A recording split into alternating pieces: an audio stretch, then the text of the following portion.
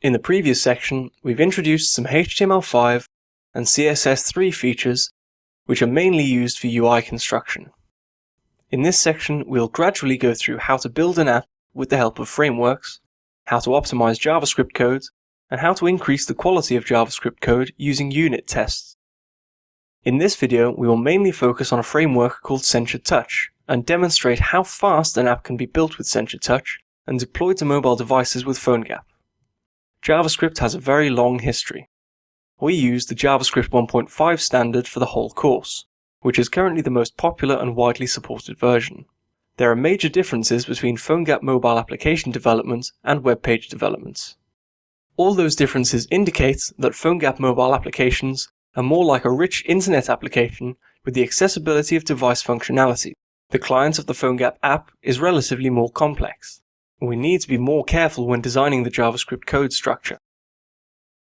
To simplify mobile app development, we usually use a framework. Frameworks help a lot with regard to cross-platform functionality, code quality, and development cost.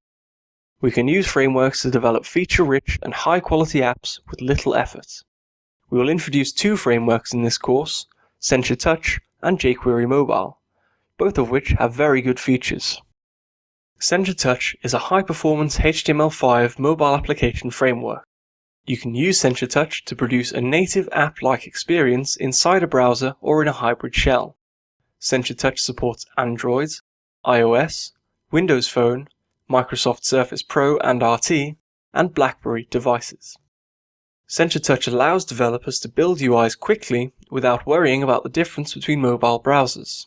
The detailed Sencha Touch documentation helps a lot if you want more details, and it's not difficult to master. It contains development tools that help manage Sencha app development. Besides, Sencha Touch is based on the model view controller pattern, which is also applied to Sencha Touch apps. It dramatically increases the readability of applications. Sencha Touch is now at version 2x.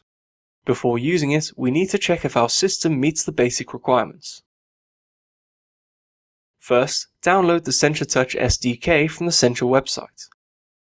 Keep in mind that the versions will differ according to whether your project is commercial or open source.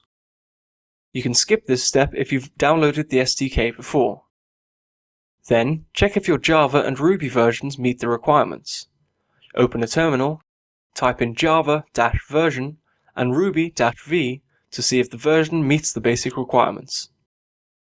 Once Java and Ruby are in place, we need to install the Sencha command line tool, which manages the Sencha Touch project lifecycle.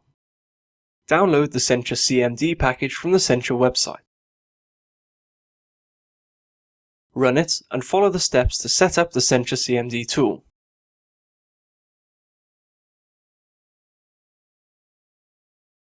After installation, run Sencha in the terminal and you should see some output. If you got any errors, check the requirements and reinstall.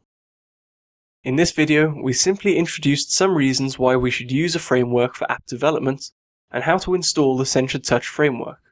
You should be able to install the Sencha Touch framework, which will be used in the next video.